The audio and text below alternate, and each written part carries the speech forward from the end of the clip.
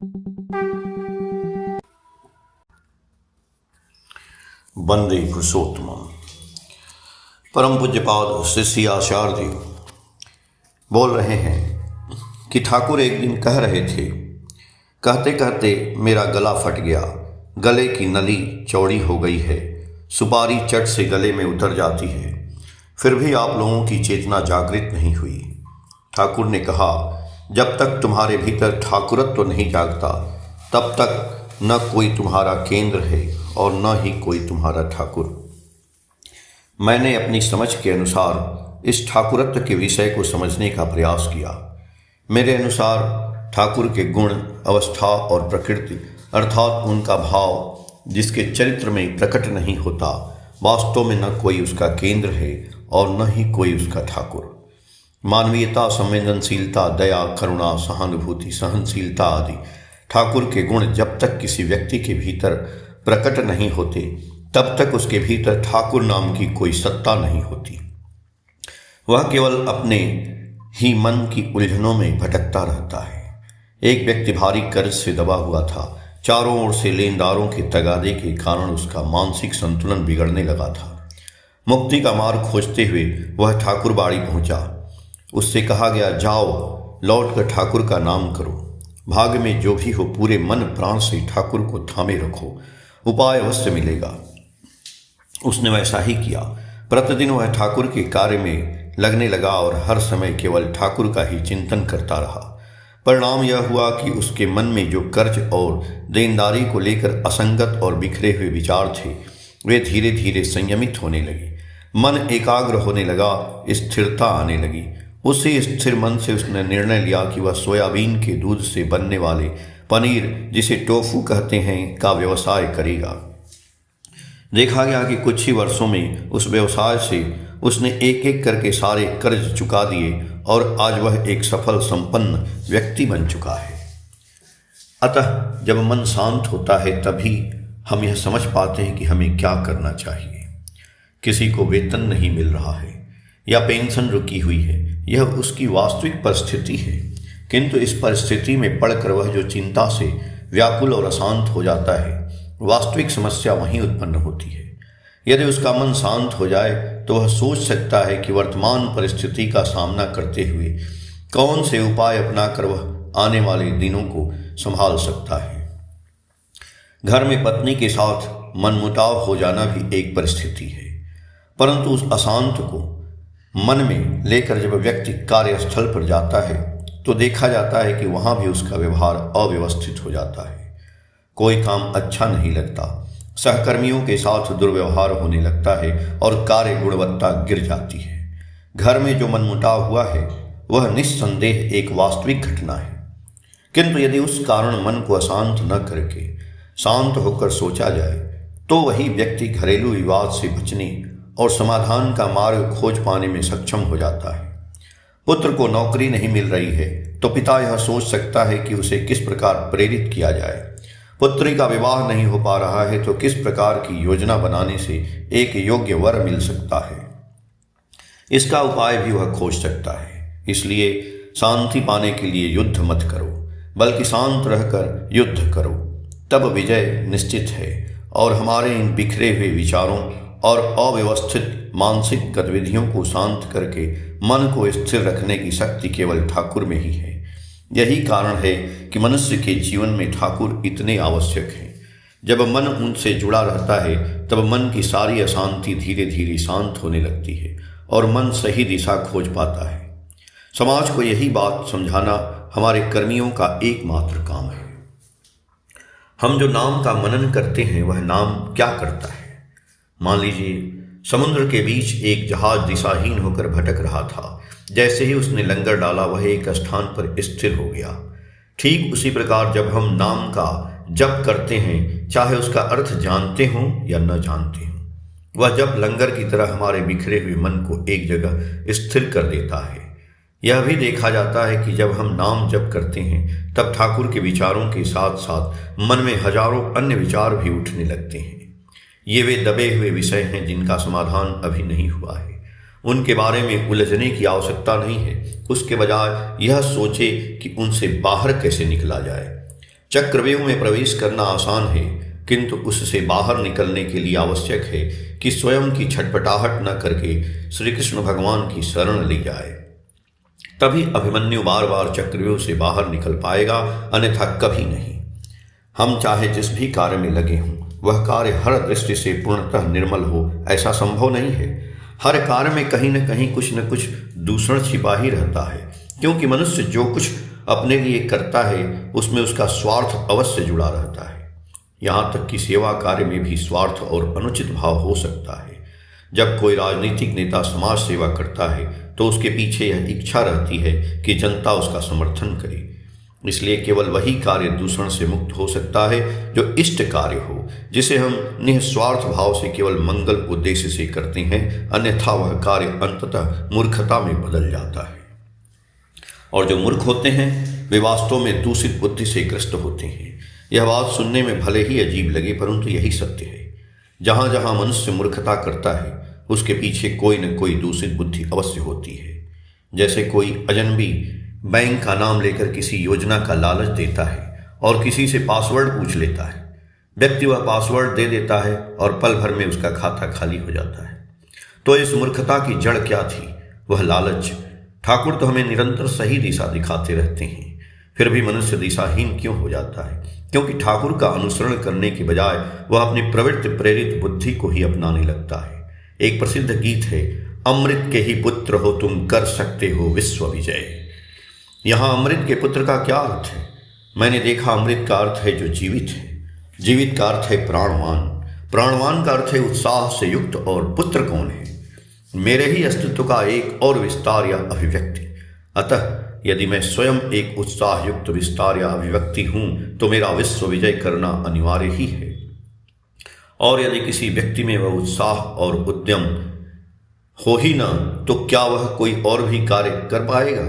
उसकी इच्छा भले ही उत्पन्न हो जाए, लेकिन यदि उस इच्छा के पीछे वह अपने समस्त उत्साह को नियोजित न कर सके, अपने शरीर के सभी अंग प्रत्यंगों को सक्रिय न कर सके, तो वह इच्छा वास्तविकता में कैसे रूपांतरित होगी? मान लीजिए बेटे की इच्छा है कि वह डॉक्टर बने। पिता यह सुनकर बहुत प्रसन्न होता है, लेकिन उस इच्छा को वास्तविक रूप देने के लिए निरंतर उत्साह देना यह भी तो पिता का ही कर्तव्य है। बेटा पढ़ाई छोड़कर मित्रों में या मोबाइल में अधिक समय तो नहीं बिता रहा, उसके विचार और व्यवहार कहीं भटक तो नहीं रहे, कहीं उसका मन अनावश्यक दिशाओं में जाकर लक्ष्य से विचलित तो नहीं हो रहा। इन सब बातों पर ध्यान रखना आवश्यक है। यदि मन एक लक्ष्य पर स्थिर न हो तो वह बालक संघर्ष कैसे करेगा? जब तक लक्ष्य स्पष्ट नहीं होता तब तक कोई भी इच्छा वास्तविक रूप नहीं ले सकती। एक दिन सत्यानुसरण पाठ में कहा गया, तीक्ष्ण बनो किंतु स्थिर रहो। ठाकुर हमें तीक्ष्ण होने को कहते हैं। मैंने सोचा तीक्ष्ण का अर्थ है जो गहराई से भीतर प्रवेश कर सके। तो हम किसी के अंतर मन में कैसे प्रवेश कर सकते हैं? केवल तब जब हमारा व्यक्तित्व आकर्षक हो। फिर कहा गया स्थिर रहो, अर्थात लोगों के मन में प्रवेश कर लेना ही पर्याप्त नहीं, उसी के साथ अपने उद्देश्य के प्रति दृढ़ और निश्चयात्मक भी होना होगा, संदेह रहित होना होगा। व्यक्तित्व आकर्षक कब होता है? जब मैं किसी एक विषय से जुड़कर स्वयं को लगातार उसी संबंध की ओर खींचता रहता हूँ, तब मेरा व्यक्तित्व भी उसी के अनुरूप आकर्षक बनता जाता है। ठाकुर ने कहा है, जो लोग इष्टार्थ परायणता में दृढ़ रहते हैं उनका व्यक्तित्व अटूट बना रहता है।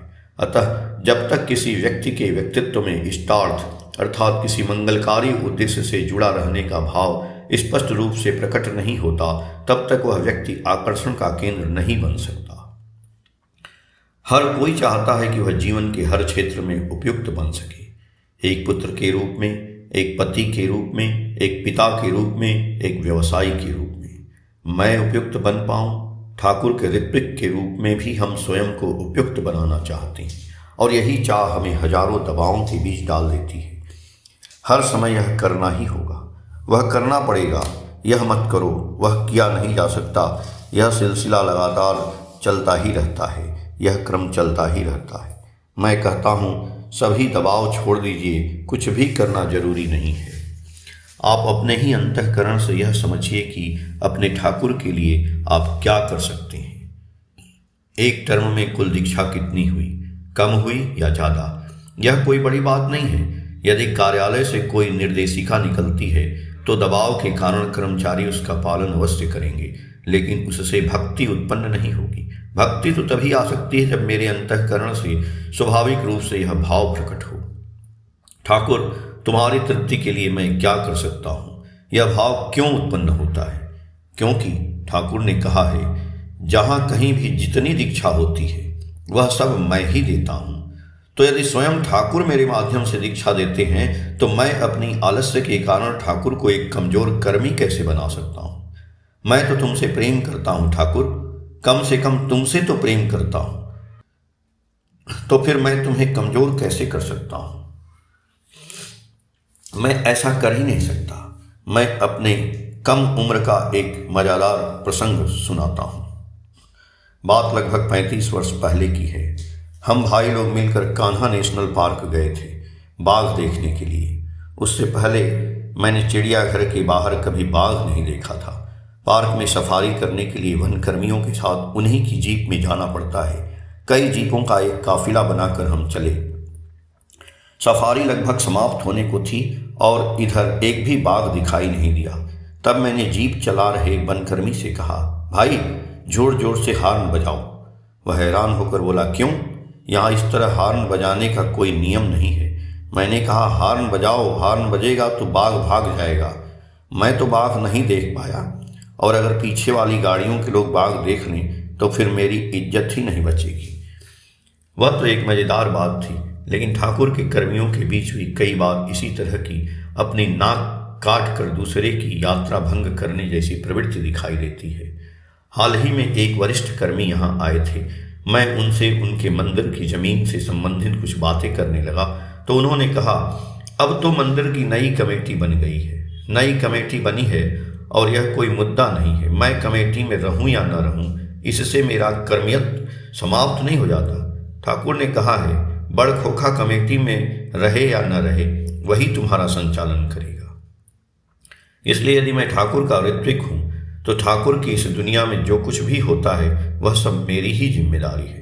मैं यदि किसी काम को प्रत्यक्ष रूप से न भी कर पा रहा हूँ तो जो लोग कर रहे हैं उनके पीछे मैं कम से कम प्रेरणा तो दे ही सकता हूँ, उत्साह तो जगा ही सकता हूँ। और जहाँ तक दीक्षा का प्रश्न है, वह तो ऋत्विक की स्वयं की प्रत्यक्ष जिम्मेदारी है।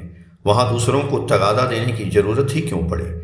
कुछ वर्ष पहले तक तो वही लोग सैकड़ों दीक्षाएं दिया करते थे। आज वही संख्या 1-2 पर आकर क्यों रुक गई? यदि उस समय आप ठीक प्रकार से दीक्षा दे रहे थे तो क्या आज की यह संख्या मिलावटी है, या फिर उस समय की वह बड़ी संख्या ही मिलावटी थी?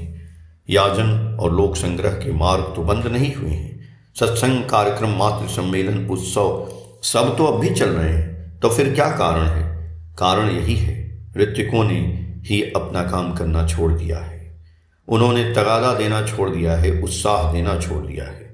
ठाकुर कहते हैं, ऋत्विकों के ऋत्विकी बढ़ाने की आवश्यकता है। इसका अर्थ है कि ऋत्विकों के यजमानों की संख्या और बढ़ानी होगी, और यजमान बढ़ाने के लिए जैसे नई दीक्षाएं देनी होंगी, वैसे ही जो पुराने दीक्षित चलना छोड़ चुके हैं उन्हें भी पुनः स्मरण कराना होगा।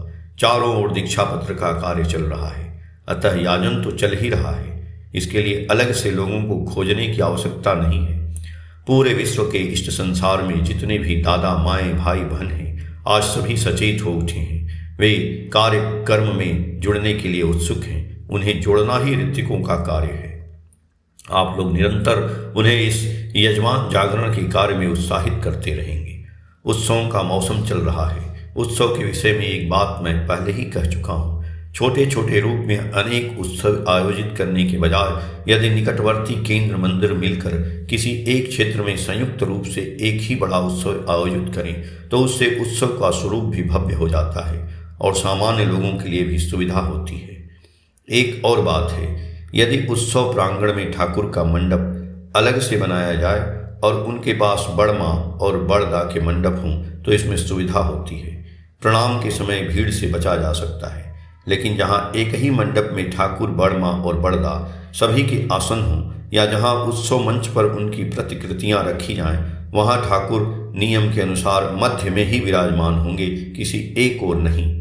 मैंने हमेशा देखा है उत्सव मंचों पर पीछे एक विशाल बैनर और सामने पंक्तिबद्ध होकर बैठे वरिष्ठ ऋत्विकगण, जिसकी बारी आती है वह उठकर भाषण देता है। यही धर्म सभा मानी जाती है। अब फिर कहा जाता है ऋत्विक बोल नहीं पाएंगे, केवल नवीन कर्मी ही बोलेंगे। मुद्दा यह नहीं है, धर्म सभा पूरा दिन चलती रहे और हर आयु वर्ग के कर्मी अपनी बात रखें, इसमें कोई आपत्ति नहीं, लेकिन जो भी बोले वह बात उसके अपने वास्तविक इष्ट कर्म के अनुभव की कथा होनी चाहिए, कोई दुरूह जटिल तत्व कथा नहीं, क्योंकि वास्तविक अनुभव के साथ ही हम अपनी सोच को जोड़ पाते हैं। बाहर से जानकारी आयात करके कही गई बातें अंतर को स्पर्श नहीं कर सकती। मैं आप लोगों से जो कुछ भी कहता हूँ वह सब मेरे अपने अनुभव की ही बातें होती हैं। जैसे मैंने एक घटना सुनाई थी। एक बार पूरी उत्सव के समय, उत्सव से एक दिन पहले मेरे पास एक फ़ोन आया। फ़ोन पर मेरे एक रिश्तेदार किसी अनुचित बात में मेरी सहमति पाने के लिए मुझे लगातार दबाव देने लगे। मैंने उनकी बात मानने से इनकार कर दिया। इस पर वे क्रुद्ध हो गए और मुझे निर्ममता से अभिशाप देने लगे। मैंने उन्हें कुछ भी नहीं कहा। वे जो कहते रहे। उनकी बात समाप्त होने पर मैंने फ़ोन रख दिया। उसके बाद डॉक्टर विनायक महापात्र आए और मुझे उत्सव मैदान का निरीक्षण कराने ले गए। पूरे रास्ते में गाड़ी में जा रहा था और मेरे मन के भीतर एक असहनीय बोझ जमा होता जा रहा था। लेकिन ध्यान देने की बात यह है कि मैं एक बार भी उस व्यक्ति के बारे में नहीं सोच रहा था, मैं केवल ठाकुर के बारे में सोच रहा था। मैं लगातार ठाकुर से यही कहता जा रहा था, ठाकुर मेरे चाल चलन में कहाँ कमी रह गई, कहाँ तुम अनुपस्थित रह गए कि उसी खाली जगह से उसके वे अपशब्द मेरे मन के भीतर तक प्रवेश कर गए। यदि तुम मुझ में पूर्ण रूप से उपस्थित होते तो वे शब्द कहीं से भी भीतर प्रवेश नहीं कर पाते। मैं उन्हें तब तिरस्कार से भर सकता था, लेकिन वे बातें मेरे मन में इतना भारी बोझ क्यों बना रही हैं। पूरा समय मैं ठाकुर से यही कहता रहा और जब मैं उत्सव मैदान में पहुंचा तब तक मेरे मन में कोई और बात शेष नहीं रही। वे जागृत थे।